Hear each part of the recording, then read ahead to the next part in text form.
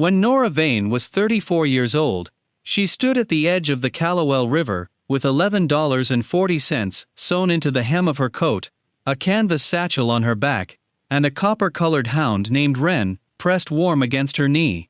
She had arrived in the river town of Orrvale, Montana Territory, in the autumn of 1887, with nothing left of the life she had built, except that dog, and that money, after the man she had trusted with her father's mill had stripped it from her name through a forged deed and a crooked judge who owed him favors.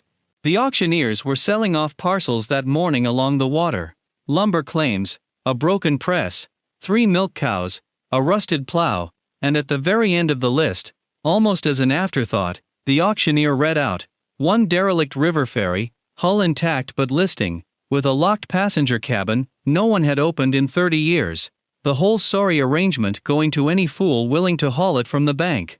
The reserve price was $4. Not a single hand went up. Nora's went up. People nearby exchanged the kind of quiet look that meant they thought she had lost more than property. She pressed her fingers against Wren's warm ear, and the hound looked up at her with amber eyes that held neither doubt nor pity, only patience. What neither Nora nor the town of Orrvale knew yet was that what lay sealed inside that cabin hull, tucked beneath rotten boards and 30 years of river silence, was something that would not only restore what had been taken from Nora Vane, but return to Orrvale a truth that the town had long since given up hoping to find. Settle in, and let us tell you the story of Nora Vane and her faithful dog Wren. If you've ever put your faith in something that everyone else had walked away from, leave us a word below. We'd love to hear your story. Nora Emmeline Vane was born in 1853 in a river valley settlement called Briard's Crossing, in the northeastern corner of what would eventually become Montana Territory, to a father who was a millwright by trade, and a mother who kept the settlement's only lending library in 2 rooms above the mill office. Her father, Clement Vane, was a quiet and deliberate man who had apprenticed under a German millwright in Ohio before making his way west, and he brought with him not only the craft of shaping lumber and grinding grain, but a philosophy about work that he passed to Nora as faithfully as other fathers passed on pocket watches. He told her, from the time she was old enough to hold a handplane, that the value of a thing was not always visible on its surface, that wood had grain running beneath the roughness, that stone had seams of useful mineral beneath the plain face, and that people were no different. You had to look with patience and with care, he said, and not mistake the outside condition of a thing for its true nature. He said it quietly, the way he said most things of consequence, standing at the workbench with shavings curling at his feet, not looking at Nora, but trusting that she was listening. She always was. Her mother, Liselle Vane, born Liselle Marchetti, had come from a family of Italian immigrants who settled briefly in Missouri before pushing further north, and she carried with her a deep belief in the written record, in documents, in letters, in the kind of careful notation that kept truth from being lost to the careless passage of time. Liselle taught Nora to read before she was 4 years old, and by 9, Nora could copy a legal document with clean, even hand, and spot an error in a column of figures the way other children spotted birds in a tree. The library above the mill office was small, 200 volumes perhaps, arranged on shelves Clement had built from offcuts, but Liselle treated each book with the same grave attentiveness, as though each one was someone's life work, which of course they were.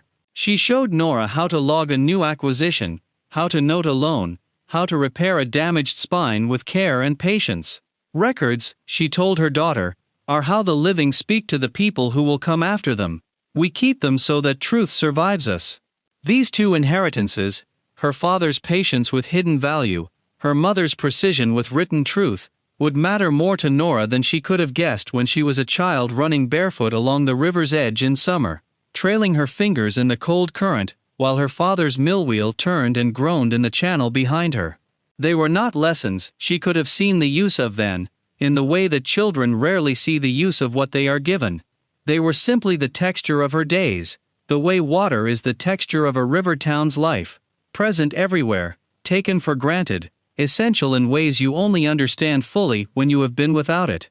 She came to have Wren in the spring of 1883, when she was 30 years old, and already running the mill alone.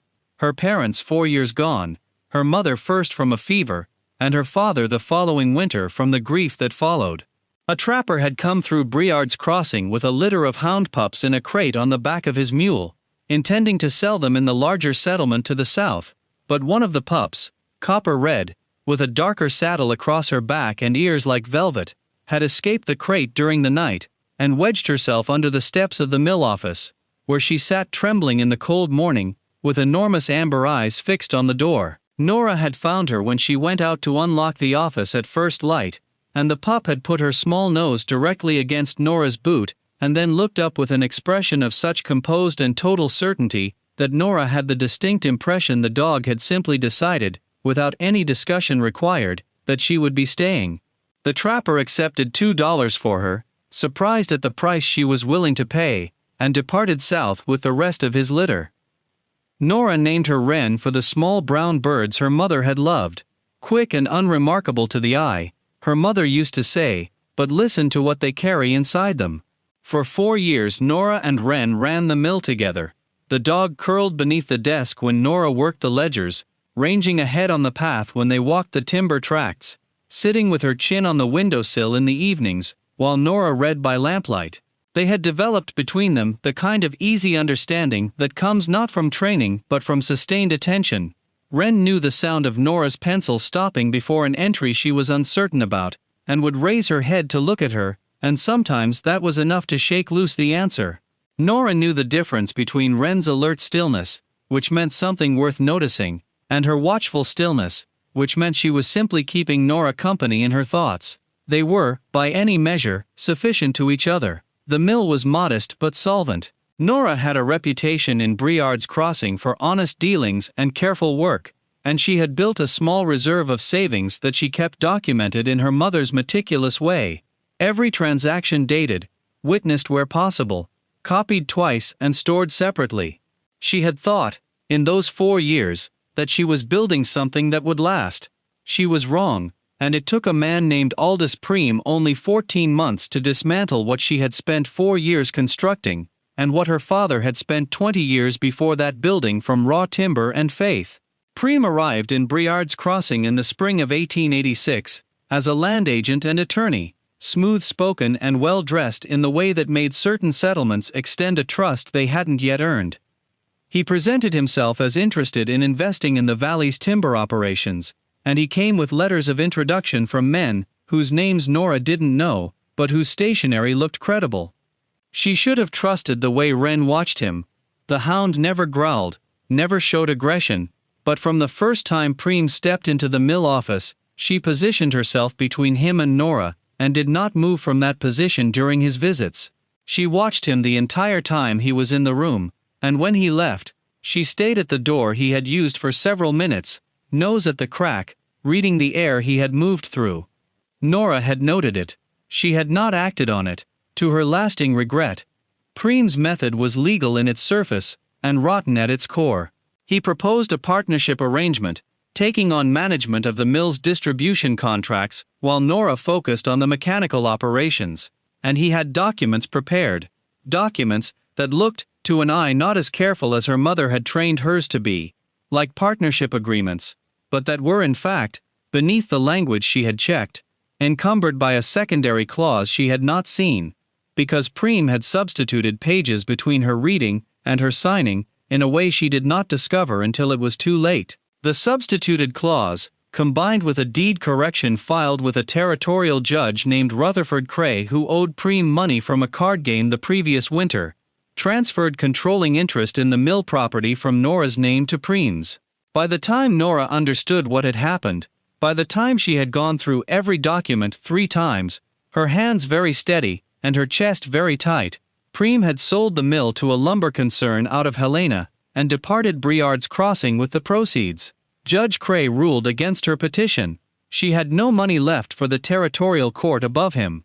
She had $11.40, a satchel of her mother's books, and her own documents, the coat with the money sewn into the hem, and Wren, and she walked away from Briard's Crossing on a September morning, with the dog at her heel, and her chin carried level, because her father had taught her that too, that the way you carry yourself when you have nothing left, is the only possession no one can take.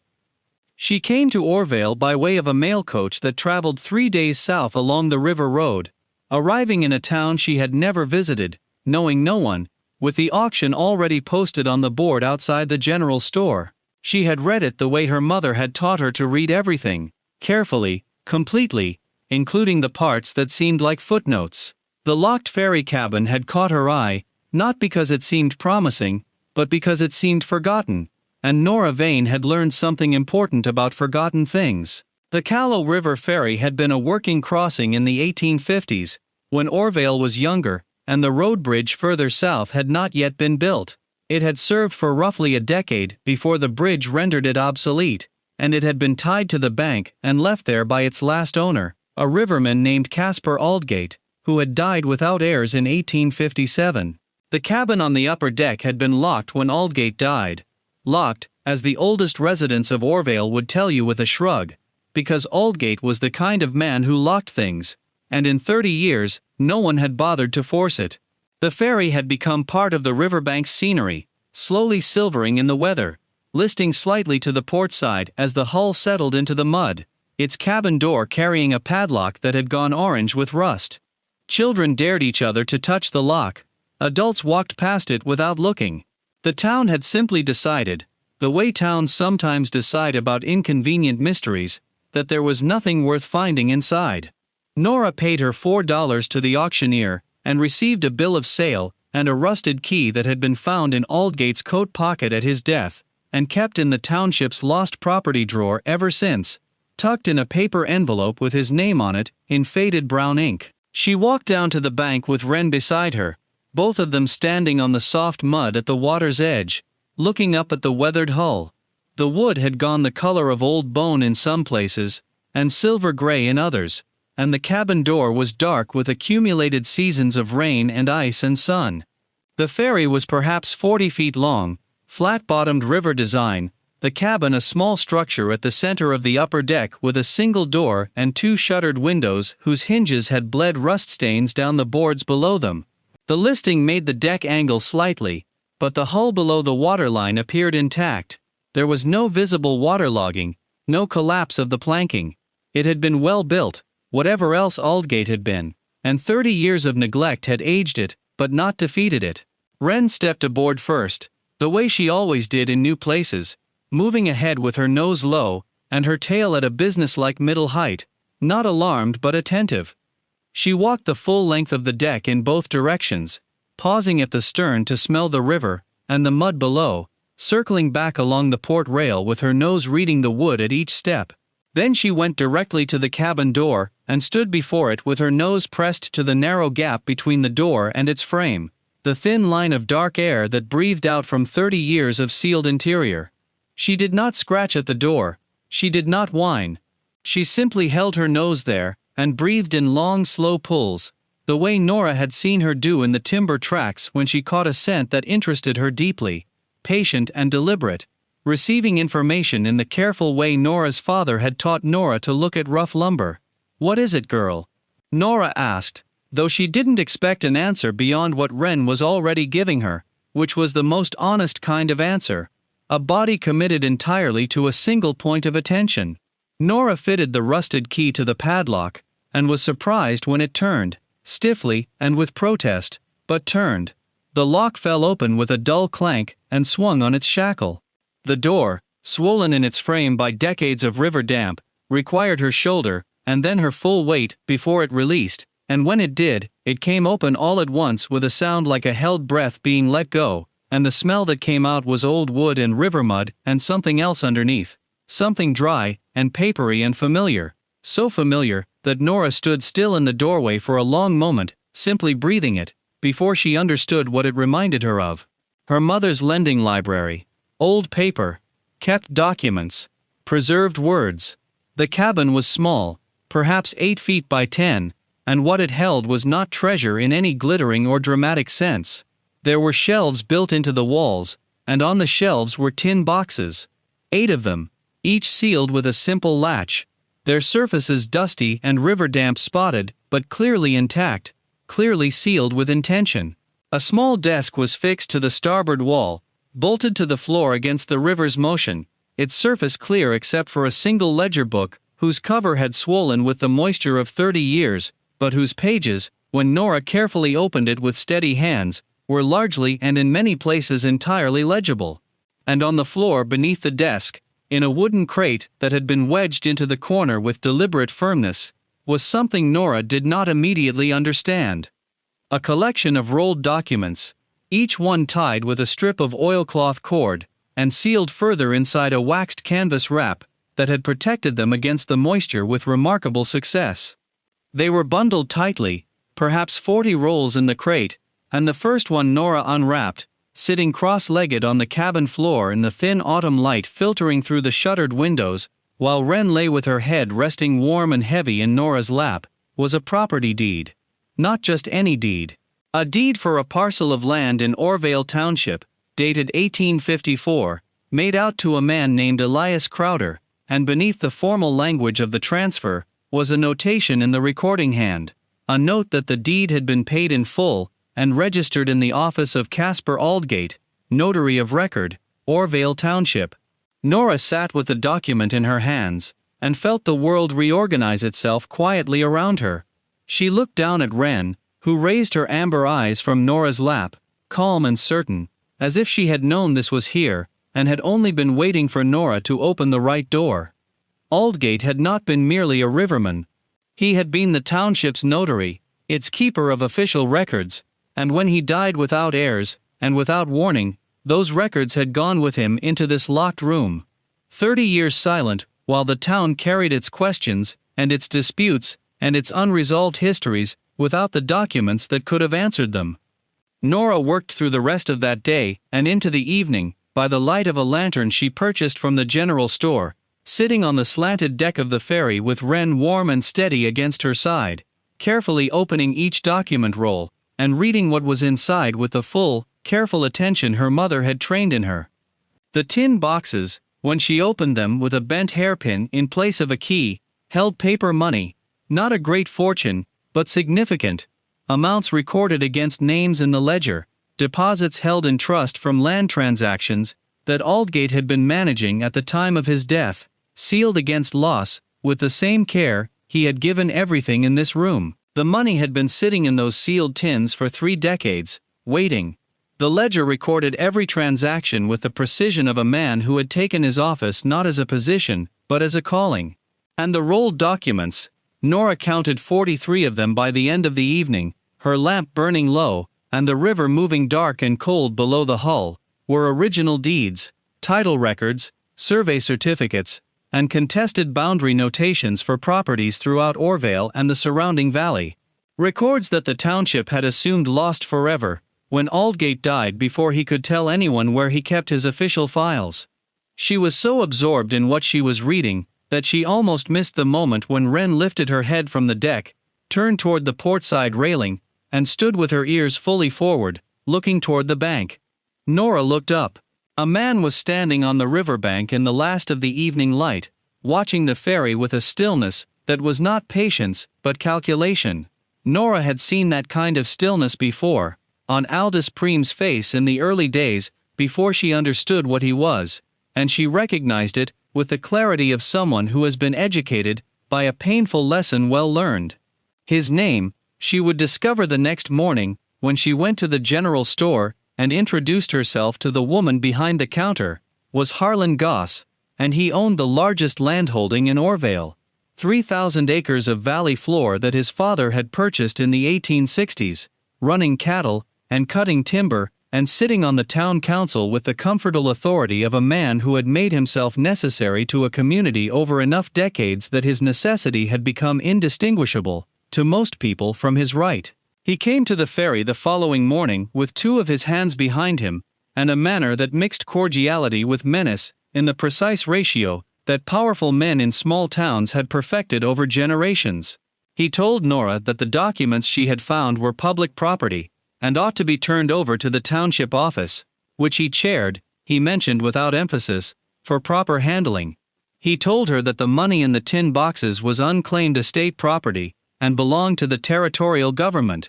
He told her, with a smile that occupied his face without reaching his eyes, that she had made an interesting purchase but perhaps didn't fully understand what she'd gotten herself into, and that he'd be happy to pay her twice what she'd spent for the whole ferry and its contents, which was a generous offer, he wanted her to understand. Very generous, given the circumstances, given that she was a stranger here, with no standing, and no history. He said it kindly. That was the part that was meant to frighten her. Wren stood between Nora and Harlan Goss throughout this conversation, not moving, watching him with that steady amber gaze that held nothing excitable in it, only a thorough and unhurried attention. At one point Goss shifted his weight and reached toward the railing beside Nora, and Wren's body angled almost imperceptibly toward him, not aggressive, not threatening, simply present in a way that could not be ignored. A reminder that Nora Vane did not stand alone in any space she occupied. Goss looked at Wren for a moment. He did not reach toward the railing again. Nora thanked him politely for his offer, and declined it, holding Wren's warm weight against her leg, feeling the dog's steady breath against her hand. She had spent the previous night reading, and among the 43 documents in the crate, she had found 3 that bore directly on Harlan Goss's holdings. A survey record from 1855, showing that the eastern boundary of the Goss property had been recorded 200 yards east of where Goss's current fence line stood, enclosing land that the survey clearly indicated belonged to 3 separate smaller homestead claims below it. A title dispute notation from 1856, in which 2 of those homesteaders had formally registered a complaint with Aldgate's notarial office, requesting arbitration, and, most significantly, a sealed transfer document that Aldgate had apparently been holding in escrow at the time of his death, representing a contested resolution of that boundary dispute that had never been executed because Aldgate died before he could record it and give it legal effect. The sealed transfer, once opened, showed an agreement signed by Goss's father acknowledging the boundary error and committing to relinquish the disputed 200 yards in exchange for clear title to the remainder. It had never been filed. The land had never been returned, and the fence line had stood where it stood for 30 years, 200 yards east of where it had any right to be, and the families who farmed below it had known it, and had no paper in the world to prove it. Prudence Calhoun owned the general store and served as Orvale's postmaster, and she had in her back room a cabinet of official forms, because someone had to keep them, and Prudence had always been the one people trusted to keep things that needed keeping. She was a woman of perhaps 50, with level gray eyes, and a manner of listening that made you feel your words were being weighed rather than simply heard. It was to Prudence that Nora went with Wren at her heel, and the documents carried carefully in the waxed canvas, and it was Prudence who looked at what Nora laid on her counter, and was quiet for a long moment, long enough that Nora could hear the river outside, and the sound of Wren settling onto the floorboards, before she said, in a voice that was very even and very contained, that she had known Caspar Aldgate when she was a young woman, newly arrived in Orvale, that he had been a good and careful man, and that she had wondered for 30 years what happened to his office records, and whether they would ever be found. Together, over the next 4 days, Nora and Prudence went through every document. Prudence knew the families, knew the histories, knew which names connected to which parcels, and which disputes had settled into silence for lack of evidence. The money in the tin boxes, $642 in total, recorded in Aldgate's ledger against specific names and transactions, belonged to those people or their heirs, and Prudence knew where most of them were. The deeds and title records restored clarity to a dozen land questions that Orvale had been quietly disputing, or quietly suffering for 3 decades. And the Goss boundary issue was the largest and most consequential, the one that had shaped the most lives, the one that had allowed one family to grow comfortable on land that wasn't rightfully theirs, while the families below them farmed land that felt diminished in ways they had never quite been able to name. Harlan Goss came back to the ferry a second time, on the 3rd evening, this time alone, and without the pretense of cordiality. He came in the last light, which Nora thought was deliberate, because men who rely on other people's uncertainty prefer the dimness of dusk to the clarity of morning. He told her she was making enemies she couldn't afford, that Orvale was his town in every practical sense, and that a woman with no property and no history had better think carefully about what she was doing before she went any further. He said all of this quietly, which was worse than if he'd shouted it, because it meant he was accustomed to being listened to. Wren sat at Nora's feet throughout, watching Goss with the same unhurried attention she brought to everything, and in the failing light, her amber eyes caught what remained of the sunset and held it steady. Nora listened to everything Goss said, completely and without interruption, in the way her mother had taught her to read a document, all the way through, without skipping the parts that seemed like footnotes. Then she told him that she understood him very well, and that she had already provided certified copies of all relevant documents to Prudence Calhoun in her capacity as postmaster, and that a formal inquiry had been dispatched to the Territorial Land Office 3 days prior. She said it without emphasis or triumph, the way you state a fact about the weather. Goss's expression held for a moment, and then altered in a small way, around the eyes, and Nora saw the calculation behind the cordiality very clearly in that moment. He looked down at Wren. Wren looked back at him with those level amber eyes, patient as stone, patient as river water. Then he turned and walked back up the bank without another word, and Nora watched him go, and felt, for the first time since leaving Briard's Crossing, that she was standing on solid ground. The Territorial Land Office sent a surveyor and a land commissioner to Orvale in the spring of 1888, 5 months after Nora had opened the Ferry cabin. The process that followed was neither swift nor without resistance. Goss hired a lawyer from Billings and contested the boundary finding, and there were 2 formal hearings and a quantity of documentation that filled many weeks. But the records Aldgate had kept were thorough, and his ledger was meticulous. And in the end, the fence line was ordered moved. The 200 yards were restored to the families of the original homesteaders. The money from the tin boxes was returned, with territorial oversight, to the rightful heirs. $642 distributed across 9 families, modest in some cases and meaningful in all of them, because money that arrives unexpectedly from a source of justice carries a different weight than money simply earned. 3 additional title disputes were resolved using records from Aldgate's collection. 2 land certificates previously considered lost were verified against their originals. Harlan Goss paid a fine to the territory and lost his seat on the town council. He kept his 3,000 acres otherwise, the law as it then stood gave him that.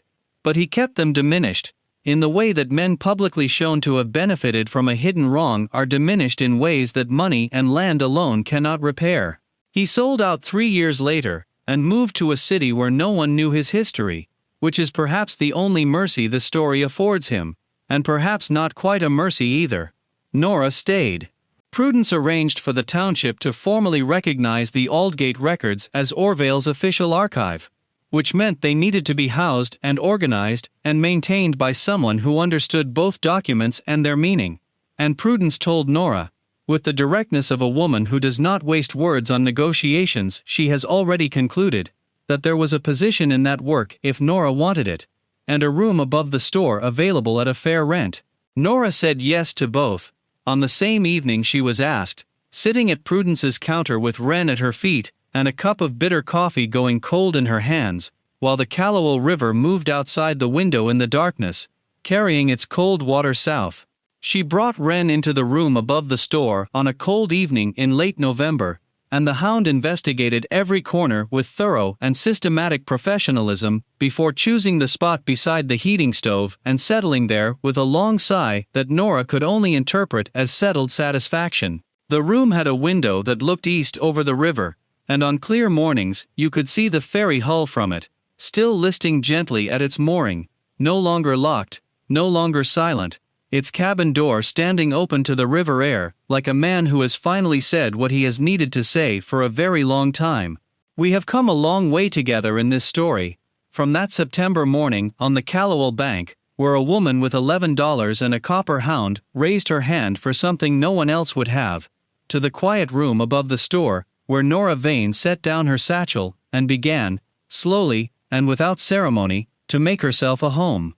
We have watched a woman who had every reason to close herself away from the world, choose instead to remain open to it, to look at a rusted lock and a listing hull, and see not what it appeared to be, but what it might hold beneath. We have seen how the careful records of one good man, sealed away by an accident of fate, found at last the woman most suited by her own inheritance, her father's patience, her mother's precision, to understand what they meant, and how she used them not to recover what she had personally lost, though that came in its own time and measure, but to return to a community, the truth it had been living alongside for 30 years without being able to name it. There is something in that sequence that feels less like coincidence, and more like the river's own logic, things held a long time in the current, turned over and kept, released when the time and the person are right.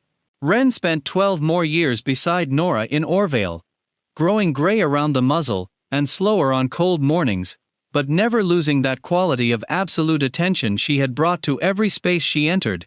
The ability to press her nose to a closed door, and hold still, and receive what the world was offering, patiently, and without assumption.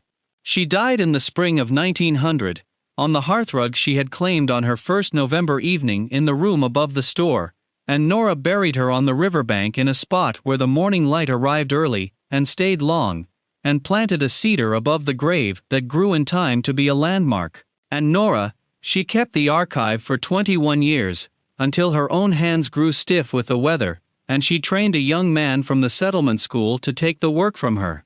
She retired to the room above the store, which was entirely hers by then, in every sense that matters, and she spent her remaining years doing what her mother would have most approved of, reading, writing, and keeping her own careful record, not of transactions, but of the town's life, its families, and their histories, and the stories that otherwise would go unremarked and unremembered. She kept them so that truth would survive her, the way her mother had taught her, the way Caspar Aldgate had tried to keep his, the way all careful people keep the things they love against the long, uncertain passage of time. Thank you for spending this time with us, and with Nora and Wren, and with the quiet river town that learned to see what it had been walking past for 30 years. If this story stayed with you, if something in Nora's patience, or Wren's certainty touched a corner of your own experience, we'd be grateful if you shared it with someone who might need it today.